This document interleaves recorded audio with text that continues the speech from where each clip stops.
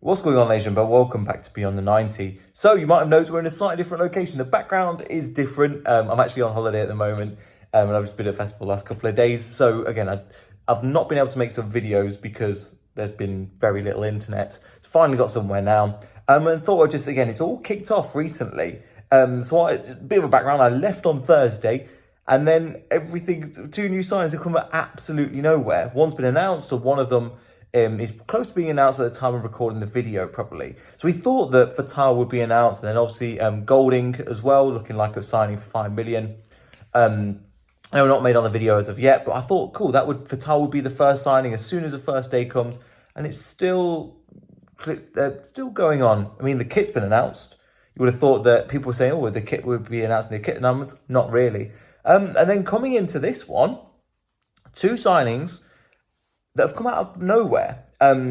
Some people have said, I've watched a couple of other channels, that, we're going back to the way that sometimes have come out of absolutely nowhere.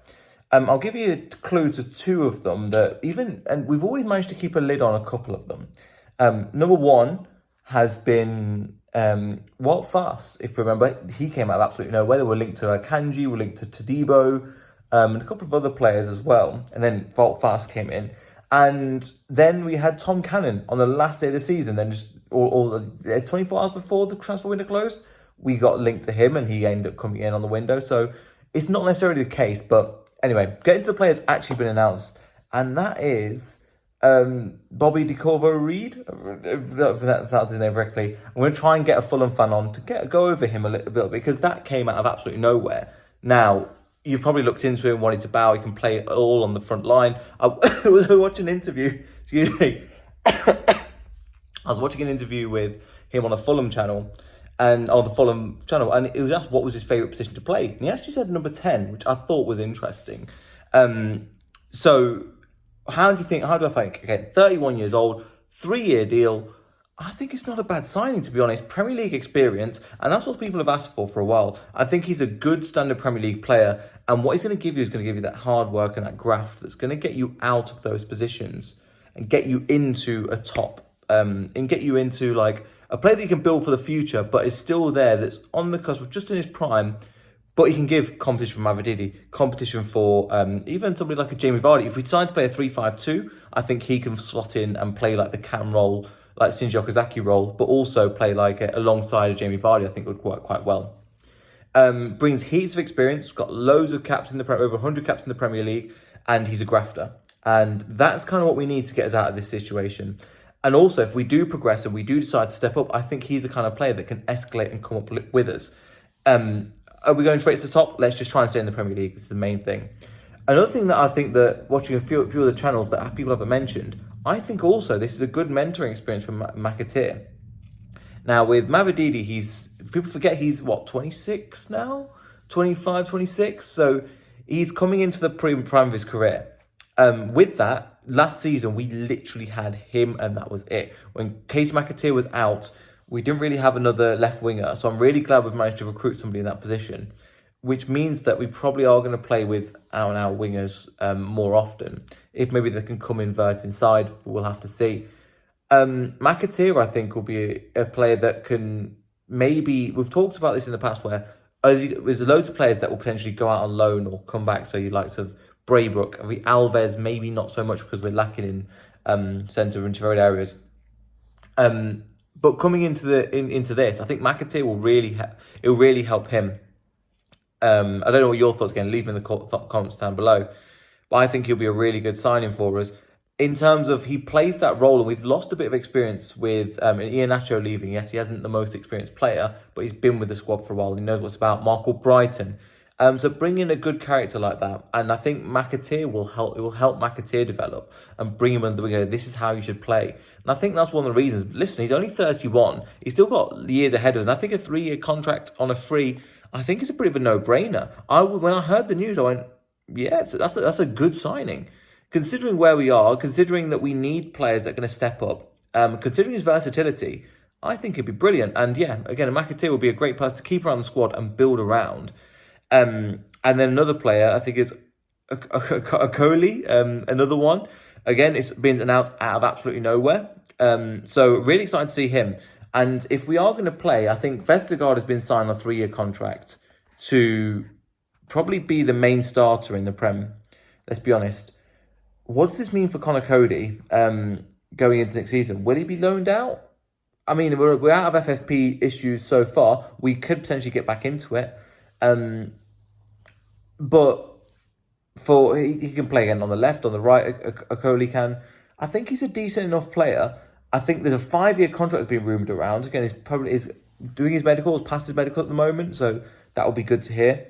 I think that we've got a good team and we're building. I think it's a really good, strong start to the window. Fatal obviously signing is a real big plus.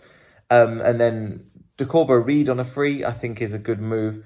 I think that all of these players make sense.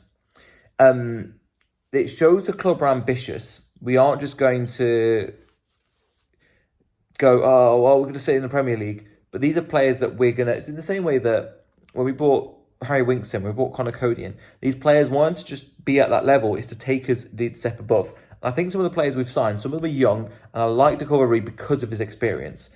So I'm trying to get a Fulham fan on to talk about him.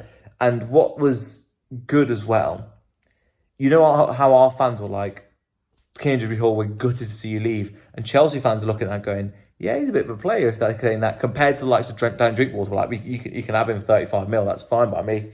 How weird is it that Danny Drinkwater goes for more money than Kendrick Hall? Mad, isn't it? And less money than less money than Kante, but same money as Kante as well. Which is weird. Kante, Dewsbury Hall, then Drinkwater to Chelsea. The amount of shell plays they talk. But look, listen, best of luck to him. I hope he goes and, once they smash it at Chelsea, I hope they just don't wreck his career. You look at the likes what happened to Chilwell because he didn't fit the system. It's what's going to happen to him now. We'll have to see. But yeah, the signings we've made so far make sense and they work brilliantly. Defensive wise, we kind of, the midfield is where we're going to be attacking. We'll see what Golding is brought in to do. I've got a feeling that he might go out on loan because looks like a real talented player. However, we can't. Would we say we wrecked Luke Thomas's career? I think we threw him in too deep. We didn't give him those loan moves to really develop into a player, and the loan moves came too late. And now he's just stagnating as a player. Partly can blame Brad Rodgers, partly can be the club. I just don't want the same to have to Golding. Now I think Golding is a better player overall than Luke Thomas. I know they're playing different positions, but I'll be really interested to see how we try and incorporate him into the team. Pre-season, I think we'll see some of it, and then I'd love to see him getting a loan somewhere because one of these academy players is going to do really well. So yeah, so those are my initial thoughts. Again, let me know what your thoughts in the comments. My voice is starting to get better, as you could just hear, just starting to get better. So I'll be able to get a video for you. So yeah, so that's my little thoughts on the whole transfer situation at the moment. I'll try and make another video. I'll be heading back to the UK on Wednesday. So hopefully by that time we should have a couple more players signed. We've obviously got the kit announcement. I can't lie, I'm not a big fan of gambling and then crypto gambling on top of that. But look, whatever sorts us out, it doesn't look too bad. It could be a lot worse sponsors.